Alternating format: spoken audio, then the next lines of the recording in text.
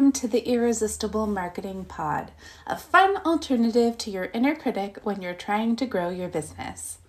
I'm your host, Isa Gauchi, your marketing confidence cheerleader and owner of the Isa Messaging Digital Marketing Agency, which is about to turn 2 years old this Wednesday, March 29th, 2023. I am so proud of the little marketing agency that could, and I am really happy to be among the businesses that have made it this far, which is an accomplishment, I'm not going to lie. And because this feels like an important milestone in my business, and there's been so many transformations and evolutions and challenges and breakthroughs and exciting moments, I really want to be taking this week of my business's second anniversary to be doing a lot of reflecting. And one of the most incredibly potent lessons that I've learned from a mistake that I have honestly made over and over and over again is what I want to share with you today. Because if there is one thing I could save other entrepreneurs from, if I could, it would be picking the safe choice for what to sell instead of the choice that is right for you. So the safe choice is not the safe choice. That's the title of today's episode, and we're going to go all into detail about why safe doesn't mean what you think it means when it comes to entrepreneurship and business. So, picking what we think is safe, what we think will sell over what's actually our soul calling, the thing we actually want to be doing every day, the people we actually want to be working with, the way in which we conduct business. I've seen people opt for what they think is the safe, the conventional choice over and over again. And let me tell you, it causes a lot of problems in business. It is the most common thing that I have to have a heart-to-heart intervention style conversation about with any of my marketing confidence cheerleader clients, because this is such a common phenomenon. So now, dear listener, whoever you are, wherever you are, let me remind you that you don't need anybody's permission to go after what you really want. And let me explain why going after what you really want is actually the safe choice in your business. So let me give you a few examples of clients and colleagues and what this looks like when they pick what they think is the safe choice over what they actually want to offer their customers. So one fabulous person wants to sell to coaches. The more woo-woo, the better. But she's been messaging to traditional talk therapists and structuring her programs as though that is going to be the main client in them.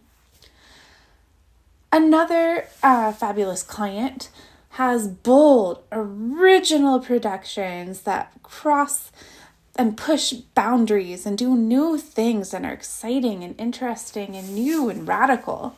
But they're messaging in their marketing as though they only want the most conservative of tenured professors to be in their audience, which is not actually their target audience at all. Another fabulous, brilliant entrepreneur opened her business daydreaming about offering astrology to solopreneurs to help them plan launches and such. But instead, she opted for selling very clean, very sterile, very attractive, yes, but very different vibe, web design to mainstream doctors who aren't into that woo-woo stuff and might even judge her if they knew that she was. And then I myself, when I opened my business, I knew from the very, very start I wanted to work with queer, BIPOC, radical, feminist small business baddies, but I designed my initial suite of services as though I still had to appeal to apolitical, diversity-free tech mammoths who were skeptical of creativity and the power of messaging and the power of emotional connection in marketing and only cared about numbers and statistics and studies and data to back it up and were afraid to try anything new, which is, really not my ideal client right now. But my initial suite of offerings, my initial messaging, the way I spoke in my marketing, the copywriting, the jargon I used, the positioning I used, the way I described the value I was bringing to table, initially it was all to a customer I don't actually want to serve. So what the fuck is up with that? Why, when we finally get the chance to do our own thing in our own businesses, free from the man, do we not actually do what we want to do? Why, when we're free to do our own thing, are we picking what we think is a safe choice instead of what we actually want? It comes down to this. We, socially, culturally, interpersonally, have a big misconception about what the safe choice actually is. In all of these examples, we didn't do the thing we actually wanted to do because we have been trained to believe that what we want to do can't possibly make us money.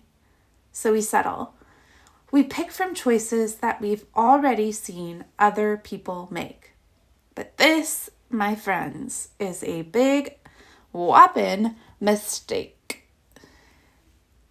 The attitude that is actually the safe choice is, I'm going to just describe a scene from one of my favorite movies, which is The Princess Bride, where Princess Buttercup and Wesley are running away from Prince Humperdinck, and they're going through, I forget what it's called, but they're going through this they're going through the fire swamp, this dangerous place, and they're running along, and Princess Buttercup says, "We'll never survive." And Wesley goes, "Nonsense. You're only saying that because no one ever has." And that is the attitude. That is the attitude you want as an entrepreneur, where you believe that you can do it regardless of whether you've seen anyone else do it before you. So here's why what you think is the safe choice is not actually the safe choice to sell. I'm going to go into detail on each of these. But number one, everyone else is doing it. If we think the safe choice is something that someone else has done and a bunch of other people have already done successfully, it's saturated. It's already crowded. It's going to be a lot harder for you to stand out. Number two, it is so much freaking harder to sell something you're not that into. So let's go into detail on these. So number one, everyone else is already picking the safe choice. So we are wired to seek out certainty in order to feel safe, and there's nothing wrong with that. But we might want to bring a little bit more nuance to our understanding of this. We tend to equate certainty with the familiar, the predictable, the things we've seen done before so many times that they're considered normal. And we think we're supposed to be normal, or the herd might reject us and we'd be abandoned to the dangerous wilderness to fend for ourselves. However, this evolutionary impulse hasn't kept pace with the rapidly changing markets of the digital age. Hey, fellow millennials, remember how we were all told we just needed a college degree and our financial future would be set for life? Am I right? Here's the thing. Just because other people have done it before does not make it a safe choice for you. Just because other people have enjoyed financial success in this field in this way does not mean that you will. Remember, the more crowded the field, the more you have to stand out. Conversely, just because you don't have an example of someone succeeding at the exact specific thing you want to do does not mean that you won't succeed. Hell, maybe you're daydreaming about it because you are meant to be the first. You are meant to be the trailblazer, the shining, hope-giving inspiration for those who come after. When you make your own niche, you've got zero competition. Your marketing will stand out no matter what, because you're doing your own thing and no one else can do you better than you do you. No one else can do you better than you do you. Number two, it is so much harder to sell something that you're not passionate about. If you don't actually want to provide what you're offering, you're going to have a really hard time selling it. True story. Rather than warm and welcoming, you're likely to come across as defensive, desperate, or just plain off in your sales and marketing. You're much more likely to interpret innocent questions from clients and leads as pushback or criticism. If you're undercharging, you'll start feeling resentful of your customers, and eventually they're definitely going to notice that you're resentful of them. If you sell something you're not that stoked about, you're not that into, especially if you're undercharging for it, you'll start to despise selling. You'll dread marketing and serving your customers, no matter how safe that offer is, no matter how moneyed the market for that product or service is. And trust me, when sales and marketing stall, you're going to be even more resentful, even more money scared, even more afraid, and all those challenging emotions are going to be amplified when the marketing and selling efforts that you do make to sell the thing you're not even that into in the first place don't pan out. It's just like a downward spiral. And trust me, you really, really don't want to be in this position, and I don't want you to be in that position either. So I'm going to scare you a little more, and then I'm going to give you hope. But for real, the energy is very different when you're trying to sell something you don't actually want to provide.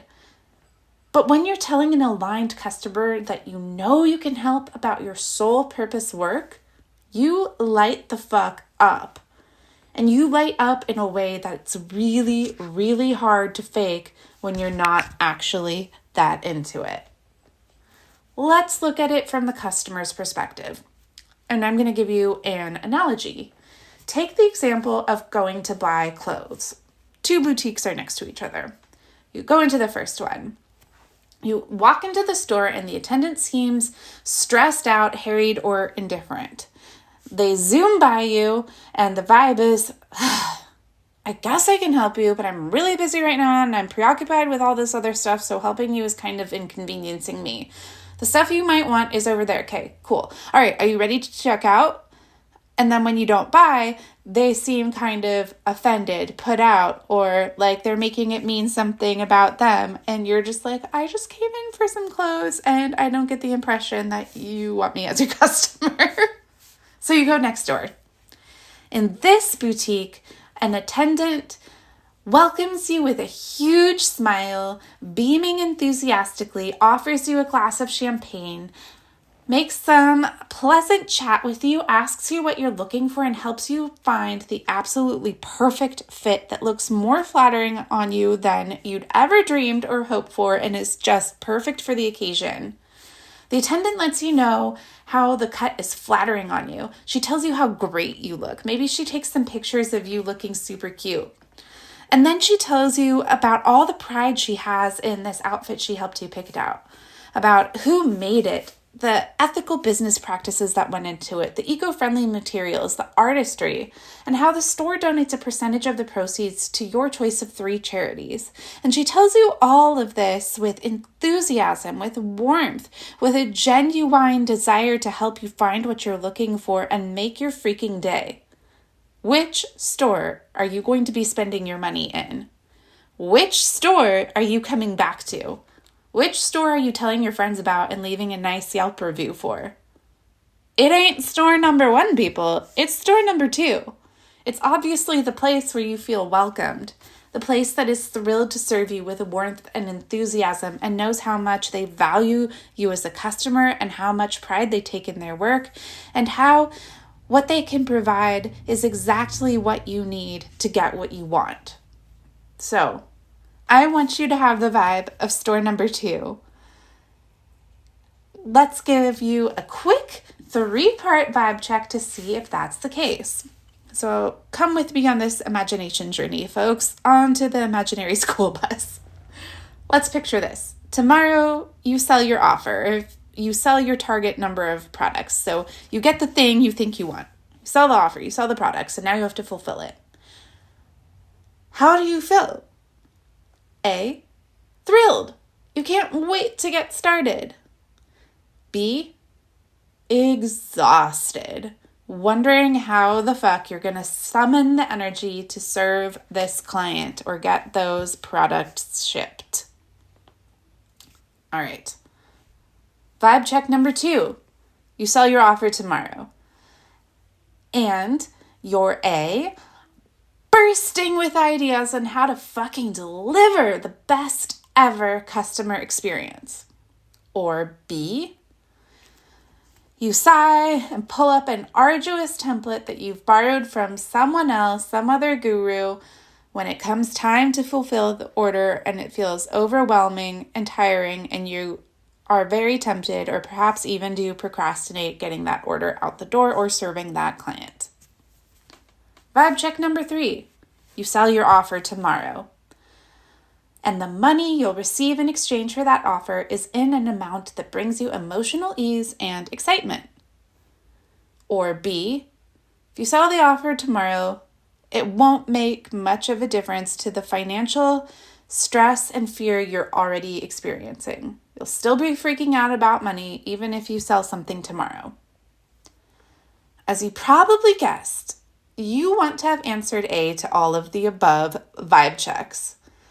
If you answered B to questions 1 or 2, that's about how you feel about serving the customer and delivering on the offer, you're selling the wrong offer. If you answered B to those first 2 vibe checks, we already know already. We don't even have to worry about question 3. We just know the offer is wrong. If you answered B to question 3, does the money feel like enough to bring you ease and excitement in exchange for what you're selling? And if you answered B to this question, double your freaking price and then see if it changes your answer to questions 1 and 2. And yes, I just said double your price because I don't know a femme entrepreneur or an entrepreneur who has lived experience in a marginalized identity who didn't wildly undercharge at some point in her business, especially early on. So double that freaking price and then do this vibe check again. And if you still feel meh about delivering on that offer, wrong offer. You're not offering something you actually want to sell. You're offering what you think or you've been told is the safer choice, but it's actually not. So here is the most important question of all for you. If money weren't a problem, if you didn't have to worry about money at all, 0 zip, what would you actually want to provide? What would you want to be spending your days doing and who would you be doing it for? What's that offer? Sell that thing. The real safe choice is the thing you actually want to sell, and let me tell you why. When you sell what you actually want to sell, it's so much easier to stand out in a memorable and attractive way. It's so much easier to welcome in new customers and serve them well without burning yourself out. This is why my favorite business coaches preach that you should be literally horny for your offer. Like, that's the word. I'm trying to remember which one of my coaches said that, but the word is horny. Like, that's how into your offer you are. So please do not let anyone convince you that it's smart business to just do what other people are doing. The smart business choice is to be authentically you. And being authentic requires you to offer what you actually want to provide. Don't sell shit you don't truly want to give. People won't buy it.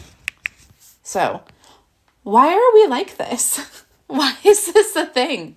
Why are so many of us pre-settling by selling an offer that stops short of what we really want to do? I have a few theories. Roll with me. Number 1, a lot of us were trained to believe that our safety depends on our ability to people please. So we try to anticipate what other people want from us rather than checking in with ourselves about what we want.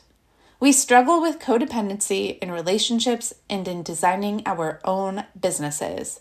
So if you know in your romantic relationships, in your familial relationships, in your friendships, you are a people-pleasing codependent, and I'm not saying that to label you or shame you because I am one of those as well and recovering myself, but if you see a lot of people pleasing, a lot of codependency popping up in your personal life, there's a very, very good chance it's also showing up in your business, my love.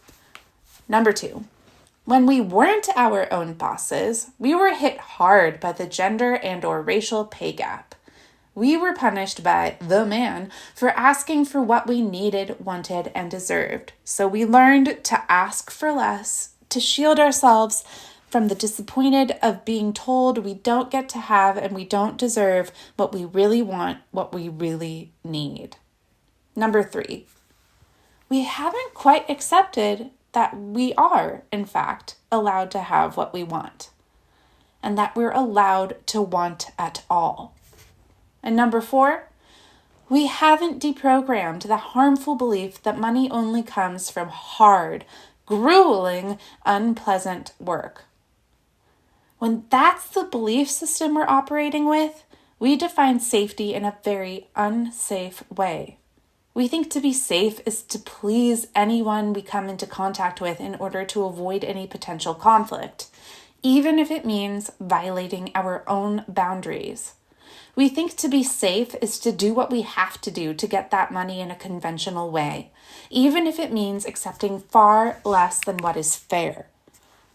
We think to be safe is to dissociate from our desires so that we never have to feel the pain of not getting what we want or being told we don't deserve it.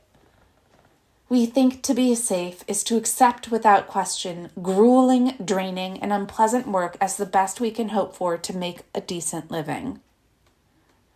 Now, that does not sound very safe to me. Does it to you? Here's the thing. The most important lesson I think I've learned in these first 2 years of my business is that it's really, really important to redefine what safe is for yourself. Honestly, my business would not have made it if I hadn't redefined what it means to me. So here's what safe means to me now. Number 1, my needs are met. Number 2, my boundaries are respected. And number 3, I'm free to enjoy my unalienable right to pursue happiness. And let me tell you, my life, my business, and my bottom line are so much better since I've done this healing work. And if you heard that weird groan as emphasis, that was my puppy snoring in his sleep.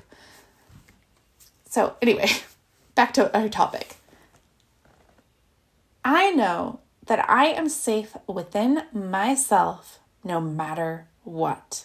This is the work that I'm proudest of having done in my first 2 years of business.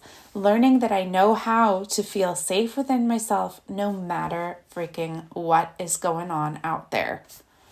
I know I always have my own back. I trust myself to handle any challenge thrown my way with grace. I trust myself to learn the lessons I need to from the mistakes I make. I know I will love myself no matter how many times I fail or fuck up. I know I'm allowed to offer what is fun for me to give and to receive an abundance of money in return. Really, this work, this inner work, redefining safety for myself and building self-trust is what actually changed the game in my business for me. This is what made it so I didn't become one of the 30% of businesses that fail by year 2. But here's something that is kind of hard about this. You, in yourself and in your business, are going to feel so much better and stronger by redefining safety for yourself in this way. But this new understanding is likely to confuse some of the people around you, which might mean you might need to start looking for other healthier sources for emotional support and validation in this entrepreneurship journey than people who haven't also simultaneously or previously done the work to redefine safety for themselves in this way. When I redefined safety for myself in this way, let me tell you, it really confused and freaked out a lot of the people around me, because now I felt safe even when going into debt because I didn't want to split my focus between my business and a part-time job. I felt safe even when I doubled my prices and doubled them again. I felt safe even when cutting popular services I no longer enjoyed providing so I could concentrate on offering my unconventional marketing confidence cheerleading instead. I felt safe referring leads to other businesses when it was work I could do but didn't want to. I felt safe trusting my marketing expertise despite having a small little itty-bitty social media following and other vanity metrics that people think are more important than they actually are. And you know what? This is the confidence of a future millionaire, of an entrepreneur who's going to make it, of a business that is going to get bigger and better and bigger and better. This is the confidence of someone who people beg to pay to learn a little of that confidence from. This is the confidence of someone who makes money with ease and utterly rejects the grind.